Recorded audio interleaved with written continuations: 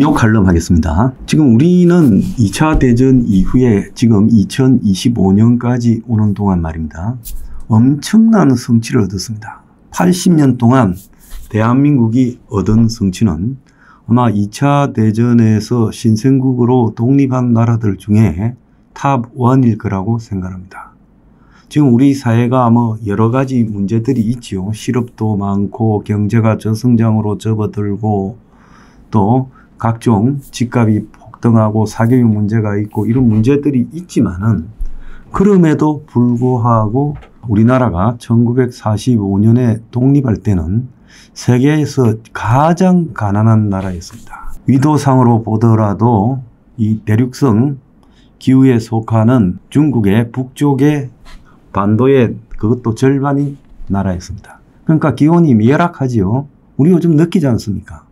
여름은 덥고 겨울은 지독하게 춥고 그리고 농지도 적고 그래서 따뜻한 나라들에 비해서 먹고 살 길도 별로 없고 더 나아가서 지정학적으로도 동쪽의 끝에 있어서 그래서 극동이라 하잖아요. 파이스턴. 우리 밑에 일본 말고 우리 위에 중국, 러시아 말고 우리 동쪽으로 나라가 없지 않습니까? 태평양이 있고 그 다음에 미국이 있잖아요. 그러니까 지정학적으로도 한 구석에 처박혀 있어요. 자, 이 속에서 그야말로 중국이 귀찮아서 자기 땅으로 해서 자기 성으로 하지 않고 그냥 내버려둔 그래서 중국의 모든 것을 승인받고 하는 중국의 속국으로 겨우겨우 버텨왔습니다. 이런 나라가 분단이 된 채 1945년에 독립했어요. 저 이디오피아나 소말리아보다도 못했습니다. 단지 일본이 식민지 기간에 한국의 인프라를 좀 구축해놔서 그나마 일본이 구축한 인프라로 한국 상황이 뭐 겉으로 보기에는 그럴싸해 보였습니다만은 실제로 경제적으로는 엉망인 상황이었습니다. 그 속에서요 해방이 되고 6.25를 치르고 그러면서 6.25 때 또 다 망가졌어요. 또 남쪽은 분단이 되면서 공업시설이 발전시설이 전부 북쪽에 속하면서 남쪽은 공업화에서 뒤처져 버린 쌀이나 생산하는 그런 농업지역. 근데 쌀도 배부르게 먹지 못하고 보리도 먹지 못해서 보리고개라는 말이 생기고 60년대까지 아사하는 사람이 있었습니다. 그 속에서 경제 개발을 이루고 이때까지 왔어요. 그러는 과정에서 필연적으로 개발 독재는 필수적이었다. 전 세계의 어느 나라도 초창기부터 민주주의가 구성된 나라가 없었습니다. 민주주의는요, 일정한 중산층의 형성, 그리고 일정하게 교육받은 층의 형성, 이런 이후에서야 이루어지는 거지, 중산층이 형성되지 않고 교육받은 계층이 형성되지 않은 상황에서는 민주주의가 이루어질 수 없는 겁니다. 그래서 지금 친북 좌파의 시각대로 박정희 독재, 전두환 노태우 독재라고 비판하는 부분에서 어쨌든 박정희, 전두환, 노태우를 거치는 동안에 경제가 비약적으로 성장했다는 것은 부인할 수 없는 겁니다. 그래서 중산층이 형성되고 아파트 단지가 형성되면서 민주주의에 대한 욕구가 높아졌습니다. 그래서 87년에 시위를 통해서 민주주의를 절차적으로는 이루어냈어요. 그런데 그 이후에 지금 우리나라가 87년 이후에 38년을 겪는 동안에 민주주의가 성장했냐? 아니, 후퇴했죠. 실제로 이 나라의 민주주의는 외견상으로는 민주주의라고 이야기를 하지만은 그 내막은 이 나라의 절반가량이 친북 좌파화되는 과정들이 집요하게 진행되어 왔다라는 겁니다. 그래서 우리가 이룬 성취에 대해서 우리 스스로 학대를 하고 자학을 하면서 그 성취를 무시하고 민주주의의 본질을 왜곡한 채 지구상에서 최악의 독재 체제를 가지고 있는 3대 독재 북한을 찬양하는 세력들이 대한민국에 늘어나고 지금까지 민주주의와 성장이 진행되는 과정에서 동반자이자 그것을 사실 이루도록 도와주었던 미국과의 관계를 단절하자. 미군을 내보내자. 그리고 아시아의 가장 서구화된 나라인 일본과의 관계를 과거 식민지 역사를 끌어와가지고 반일하자. 그러면서 친중하자, 친북하자, 심지어 친러하자는 자들까지 넘쳐나고 있고 이런 것들이 이제 자연스럽게 거론되는 상황이 되어버렸습니다. 이것은요, 대한민국이 성장하면서 북한과의 대결을 통해서 지금까지 버텨왔고 또 그 대결이 6.25 때 처참한 군사 분쟁을 일으켰고 그 이후에도 주기적으로 군사적 긴장이 지속되어 왔어요.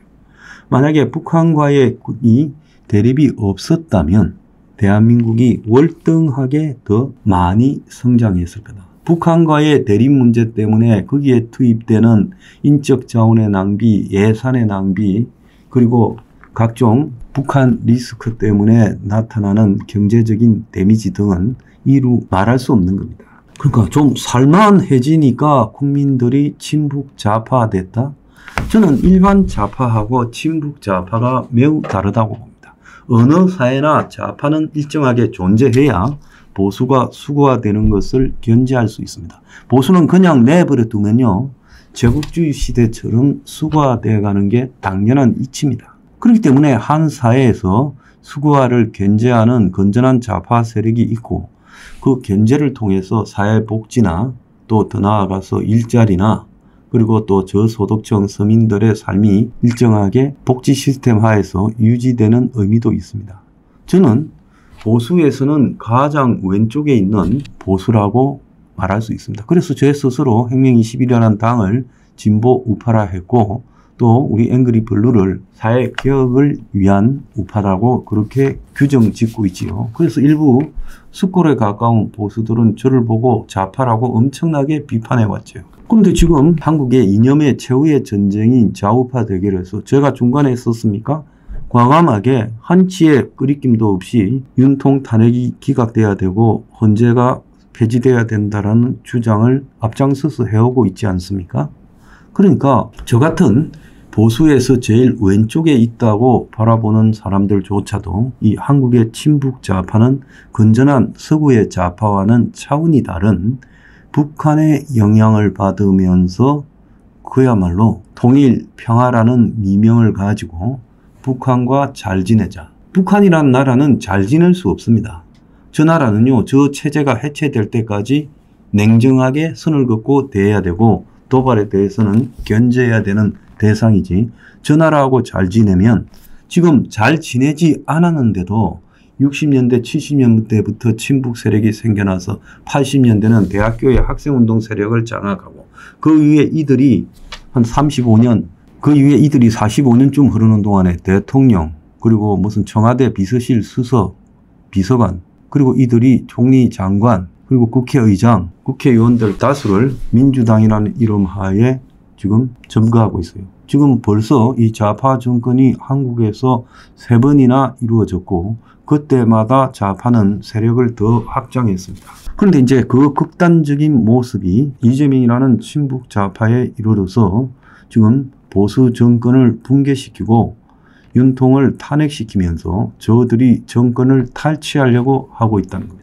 오늘 동아일보에 보면 동아일보가 요즘 집요하게 계엄 이후에 윤통 탄핵 쪽에 서 있었고 사실은 계엄 이전에도 윤통을 비판하는 쪽으로 기울어 있었죠. 그런데 동아일보 이기용이 오늘 아침에 칼럼에 박근혜 탄핵 때는 처음부터 끝까지 탄핵 찬성 80, 탄핵 반대 20 정도였는데 이번에는 계엄 이후에는 8대2다가 한 달 만에 탄핵 찬반 여론이 6대4까지 와버렸다. 그리고 여당 지지율도 박근혜 때는 탄핵되고 최저 8%까지 떨어졌는데 이번에는 국민의힘 지지율이 24%까지 떨어졌다가 지금 40%를 넘고 있는 상황이 벌어졌다.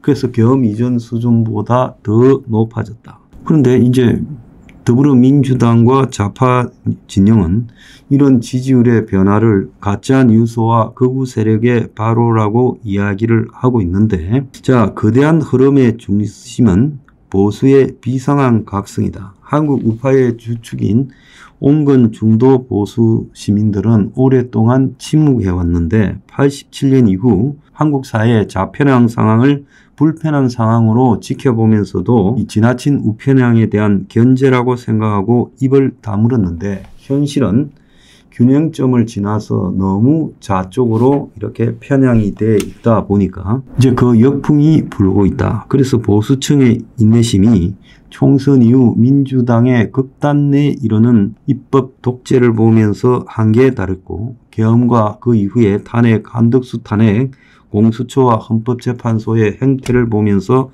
폭발했다. 그래서 지금 미국, 유럽 등에서 전체적인 우경화가 이루어지는 것에 대한 반발과 한국의 지금 이번에 보수층의 반발이 궤를 같이 하고 있다.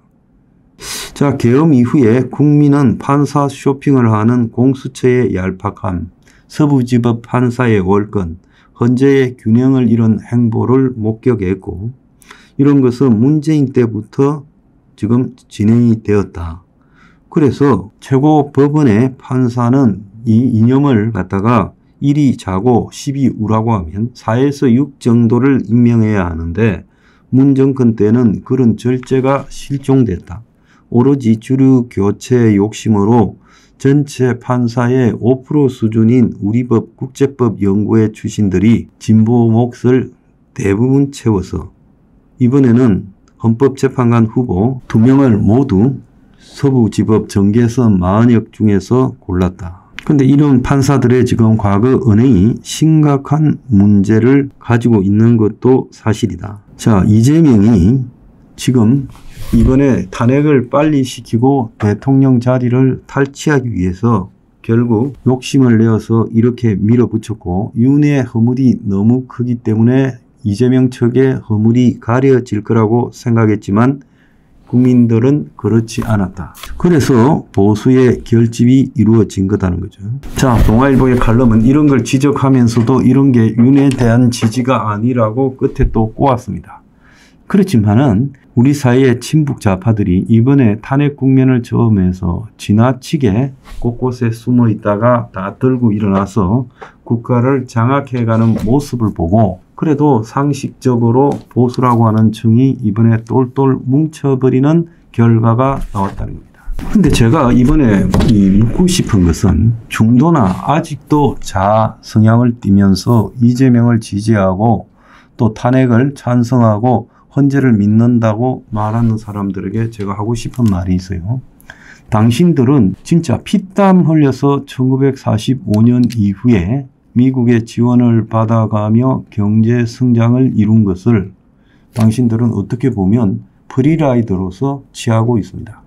지금 중산층으로 서울 경기의 아파트에 살면서 괜찮은 직장에 다니면서 월급을 받고 또 자녀 사교육을 시키면서 자녀들에게 중산층 자리를 세습시키려고 하는 사람들, 또 일부 우리 사회의 고소득층인 상층들, 그런 사람들은 어떻게 보면 자기 부모대에서 이룬 성취에 의해서 자신의 적은 노력으로 그 위치에 올라갔어요. 옛날에 60년대 한번 보세요.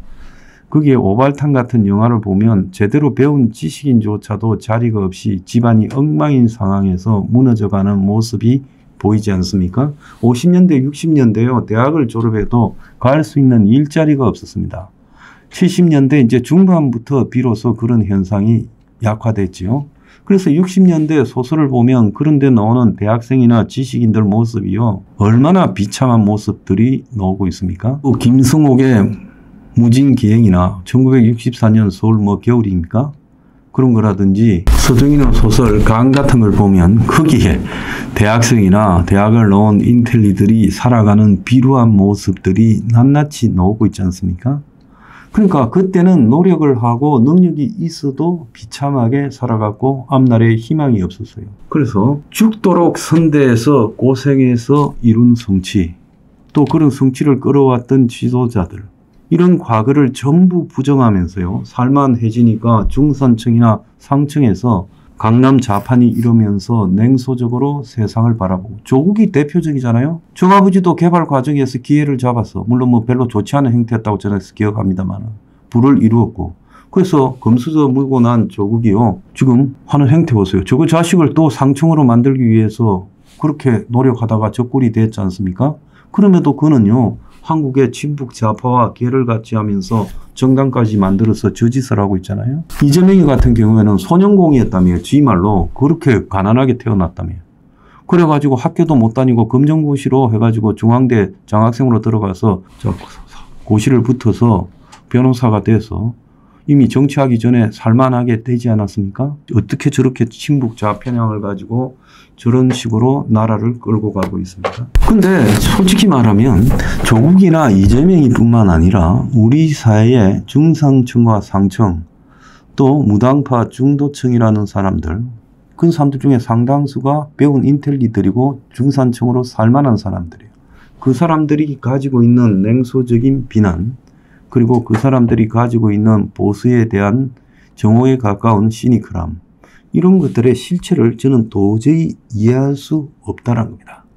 우리 사회가 민주주의라는 미명하에 실상은 친북 좌파들이 권력을 장악해오는 과정이 87년 민주화 항쟁이라고 부르는 일 이후에 지금까지 38년간 지속됐어요. 그러니까 매년 친북 좌경화가 시작되면서 이제 38년이 진행되다 보니까 친북 좌파가 매년 1%씩 늘어나서 제가 볼 때 진짜 친북 좌파가 38%쯤 되는 상황에 이르렀고 일부는 거기에 영향을 받아서 살만한 학교 선생들 또 살만한 대기업에서 부장, 차장, 상무하는 사람들 그리고 또 정권회사 들어가서 거기서 간부에 이르는 사람들 그리고 공기업에 다니면서 안정적 수입을 얻는 대표적 중산층들 이런 자들이요 상당수가 친북 좌파들의 동조적이고 보수의 비판적이고 또 조금 나은 층은 무당파 중도라고 하면서 양쪽 모두 다 신물이 난다고 하고 있습니다. 제가 이번에 이 탄핵 싸움에 뛰어드는 거는요. 이번에 탄핵 문제가 한국 사회에 너무 깊게 자리 잡은 친북 좌파의 심각성을 드러내지 못하면 한국 사회는 이대로 친북 좌경화로 그냥 빛의 속도로 갈 수 있기 때문에 여기서 막아야 된다. 그래서 그런 막는 관점에서는 윤이 잘했냐 못했냐 김건희가 잘했냐 못했냐 또 그 사람이 나한테 어떻게 했냐 이런 것은 버리고요. 그게 무슨 의미가 있습니까? 지나간 일이에요. 앞으로 이 나라의 미래의 방향성에서 친북 좌경화 경향이 이제 여기서 막아져야 된다. 여기서 저지되지 못하면 이들이 50%를 향해서 가게 될 거고 한 20% 정도의 이 부하 내동층까지 포함하면 이들이 나라를 장악해서 그야말로 이 나라는 모든 성취가 거품이 되어버리고 무너지는 단계로 갈 수밖에 없다. 여기서 끊어야 된다. 저는 그런 생각에서 이렇게 하고 있는 겁니다. 자, 제가 국민들에게 당부를 드립니다. 윤통과 김건희가 보기 싫었다. 그들의 행동이 잘못되었다. 제가 인정합니다.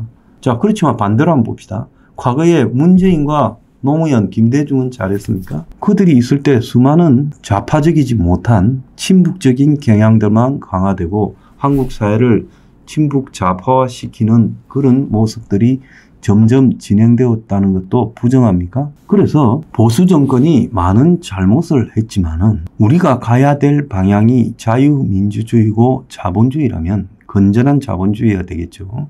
그렇다면 이 친북 좌파화 경향은 우리가 가야 되는 그런 미래를 없애버리는 그런 상황을 초래할 수 있는 부분입니다. 그래서 보수의 지도자들이 잘못했다고 해서 친북 좌파들에게 기우는 행동은 이 나라의 미래를 없애버리는 거고 당신들의 자녀들의 희망을 뺏는 일입니다. 그래서 여기서요 사소한 감정적인 문제들이나 친북 좌파들의 그럴싸한 선동 그리고 한국의 친북 좌파된 언론들의 선동에 속지 말고요. 이제 여기서는 제대로 된 판단을 해야 될 시점이다. 저는 그렇게 생각합니다. 그래서 특히 무당파 중도층들이 중산층들이 정신 똑바로 챙겨라. 이런 충고를 하고 싶습니다. 그러지 않으면 그 대가는 당신과 당신들의 자녀들이 다 치르게 돼 있다.